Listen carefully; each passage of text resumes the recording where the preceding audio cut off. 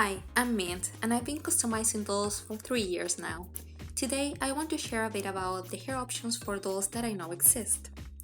Compulsory disclaimers: this video is not a tutorial. My goal here is to compile all hair alternatives so you can hopefully learn about those options you might not know are available.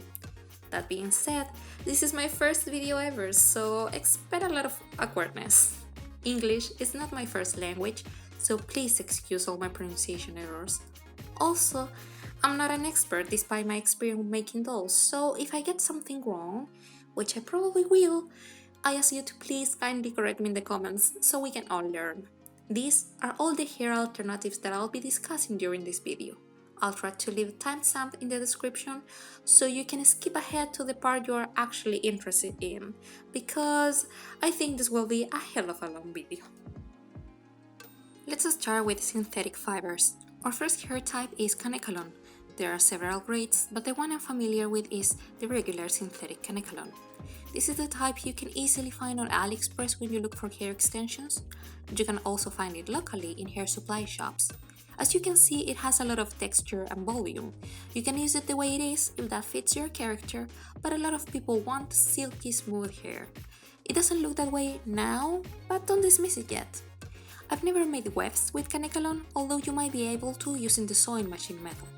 If I use it, I'll reroute with it. In my opinion, it's not the easiest fiber to work with. I tend to lose strands, and it's just not nice to work with barehanded because of its roughness. Now, this is not a huge inconvenience, but if you are used to nylon, Kanekalon is significantly different. Apparently, you can use water to slightly damp the hair while rerouting, and it should be easier to tame. I haven't tried this yet. Now, the good news is that you can use a flat iron on this hair up to 350 Fahrenheit, that is 170 Celsius degrees, and you can get a completely different texture and look. You can also use a curling iron or wooden sticks and a flat iron to get different type of curls. You might be able to dye Kanekalon, but it's a hassle I wouldn't go through, considering you can easily find almost every color or ombre style you want. This fiber is very cheap in comparison to others, so it's a good alternative if you want lots of hair for a good price. Nylon is one of the most common hair types you can find, but there are several product qualities, and sometimes it's not easy to identify which one you're buying from the listings only. You can buy this fiber on Etsy shops or specialty online stores dedicated to doll hair. Nylon usually comes loose, and you can find it in several finishes and lengths.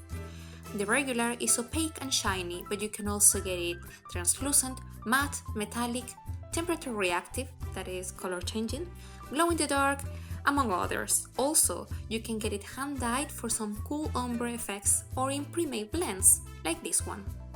While you can make wefts with nylon, artists usually reroute with it. It's very easy to work with, although it's also easy to over-reroute when you are starting and use way more hair on a head than necessary.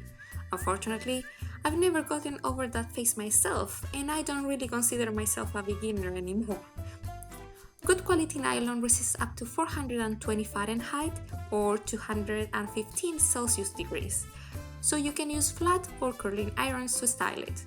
Usually, after rerouting, you can boil wash it so you reduce the volume on the top of the head and make it naturally fall down. While doing so, you can also make it curly or wavy using the plastic straw method or braiding. Now, be aware that there are low-quality nylon fibers that don't resist heat at all and will melt. I've read it referred as Nylatex. This type of fiber can be styled, but only using hot water as far as I know.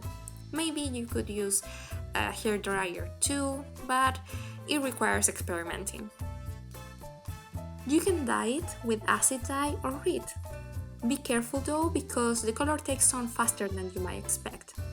If your hair doesn't react to the dye, it probably isn't actual nylon. There's a range of prices available depending on your supplier, the weight, and the length of the fiber. I would say it's mid-tier, but it can get very expensive really quick. It may look similar to nylon, but once you have it in your hands, you can tell the difference. It's silky, cool to the touch, and very heavy, which means that it has a gorgeous fall without any styling, although you might still have to reduce the volume on the top of the doll's head after rerooting so it looks more natural. Not many shops carry this type of hair, and I don't feel comfortable suggesting a supplier, but Etsy should give you some options. Be careful though, because I've seen some listings and it seems like what they are offering isn't KIWI hair. You can find it in different finishes as regular and metallic. I think reroot is the way to go with this fiber, but that's just my opinion. When I want abundant, long hair that's a huge feature of the doll I'm making, I'll splurge on premium nylon. It can easily be styled with heating tools too. You can dye it the same way you can nylon. KIWI is more expensive than nylon, especially if you need international shipping, but depending on the project, it's worth it. To be 100% transparent, I'm not sure exactly what fiber these wefts are made of. They might be Saran, but I can't assure it. Anyway, they deserve their own section. You can find them in several shops, but just go to AliExpress and you'll find the most extensive variety for the best price. Most wefts have a satin finish and can look almost natural from afar, but are really stiff. They come in different lengths and styles, as tight curls or loose curls, wavy, straight, among others. You can also find ombre styles. This product is definitely made for wigs. I've seen people gluing them directly to the head, so that's an option too. And you can reroot with them. In fact, because the fiber is already separated in small groups, you can guide yourself with those. One of these for each hole, and two of these for the edges, for example. Wefts don't resist a lot of heat, but you can style them using boiling water and a hair dryer from afar. I haven't tried, but I think it would be really difficult to dye this. Anyway, considering all the options available and the price, I simply can't advise you to do it. Most toys used to come with this type of fiber. It's thicker than nylon, and you can buy it on Etsy and other doll hair online shops. It looks pretty similar to nylon, to be honest, but it has a waxy feel to it. Almost all characteristics of nylon apply to it, except that Saran isn't heat resistant. Heat styling tools are not advised, but you can boil wash it and use a hair dryer from afar to tame it. Just don't expect it to keep crazy hairstyles in place too easily. Its texture keeps the fibers together though, so it's super easy to reroot with and keeps the hair clamped together. Also, it's better if you don't try to dye it. It's not impossible, but I don't think it's worth the hassle. It's very similar to nylon in price and has a wide variety of colors. I've never worked with polypropylene, but from my research I know it's very similar to nylon in terms of look, but works as Saran, that is, it's not heat resistant. Basically, it's like low temp nylon. You can find it pre-curled like this or straight.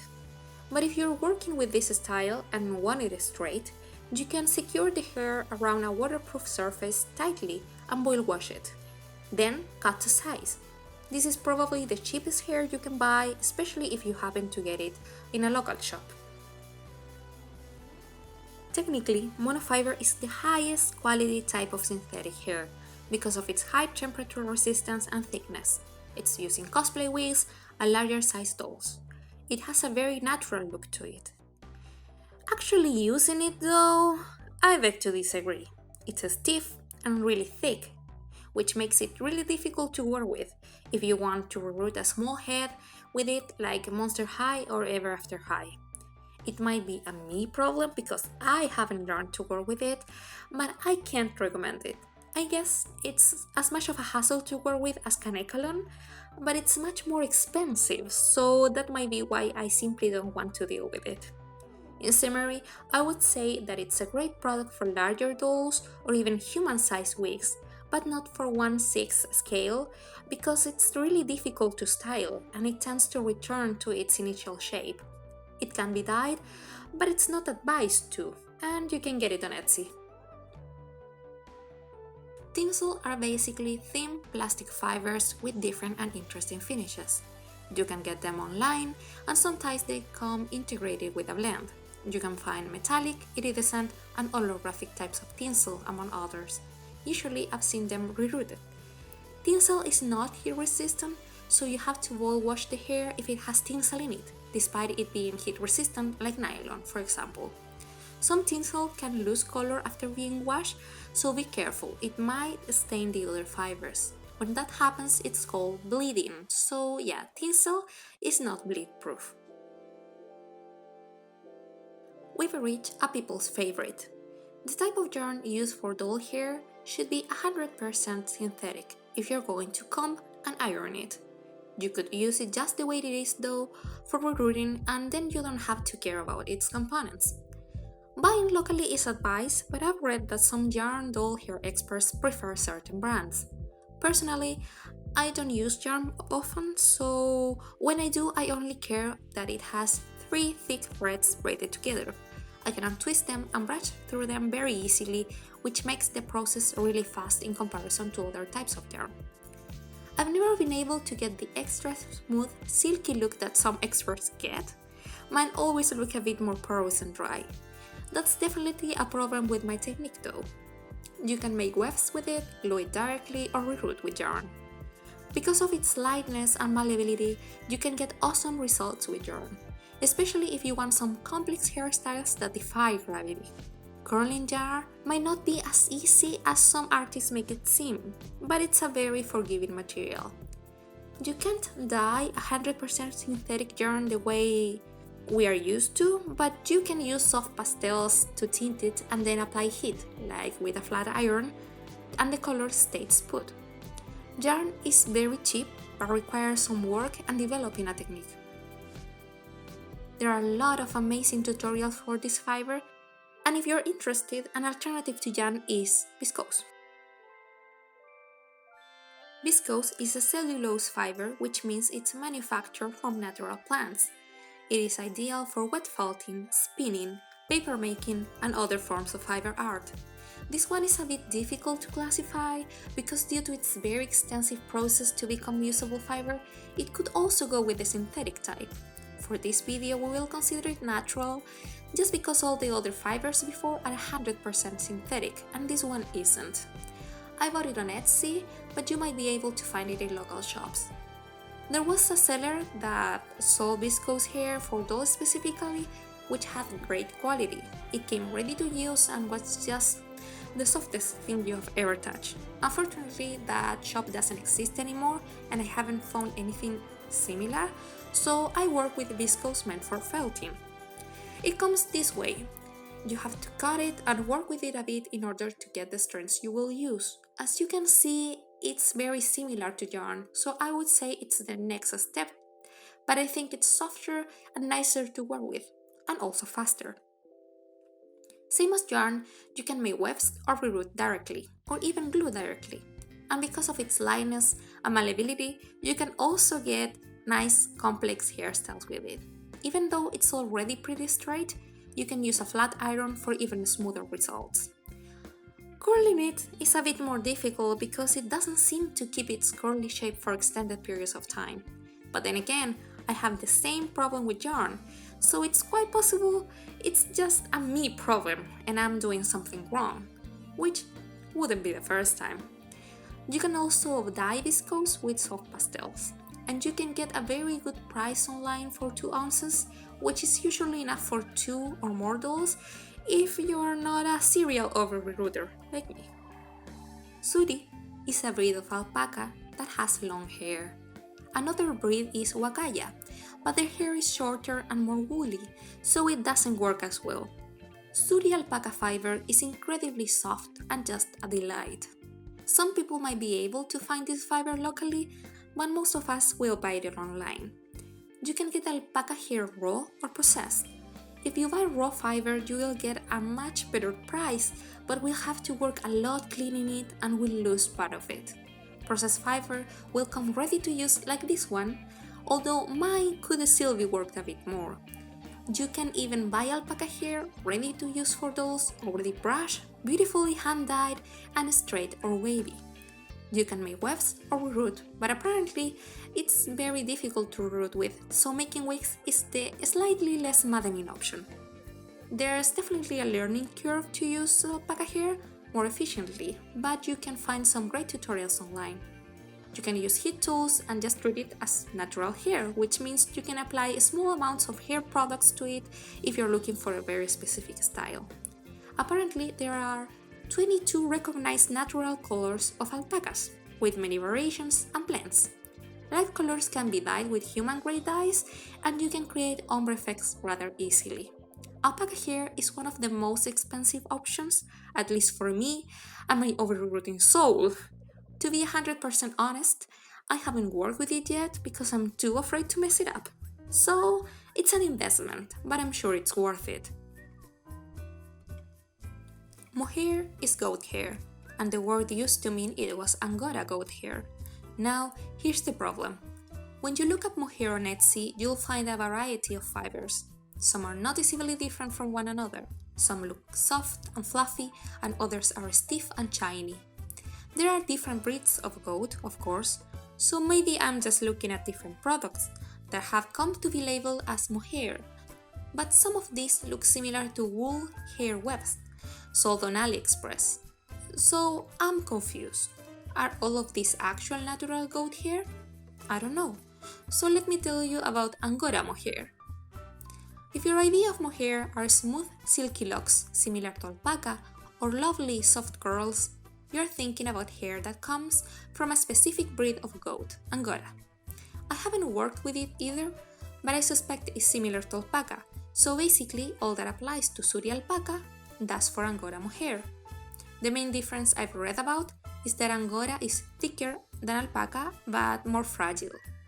Kid mohair, on the other hand, are the fibers produced with the animal's first shearing, and is the finest of the fibers. Teeswater. This is a type of sheep fiber, specifically from the Teeswater breed. It's used similarly to alpaca, but due to its beautiful natural texture, it's commonly just dyed and not really styled to change its shape. There are other types of wool that you can find, like merino, Lincoln long wool, and Romney. I just think Teeswater is easier to find on Etsy.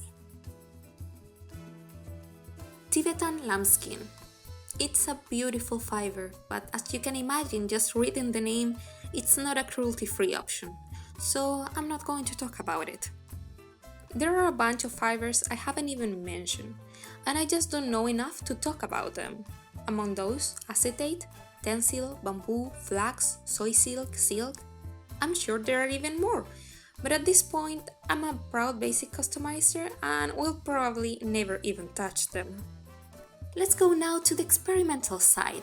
I have used things that are not supposed to be hair as hair, and I think that when you use your creativity, you can get amazing results. I've used glitter, properly sealed with varnishes so the new owner of the doll doesn't end up with their floor covered in these tiny devil scales till the end of times.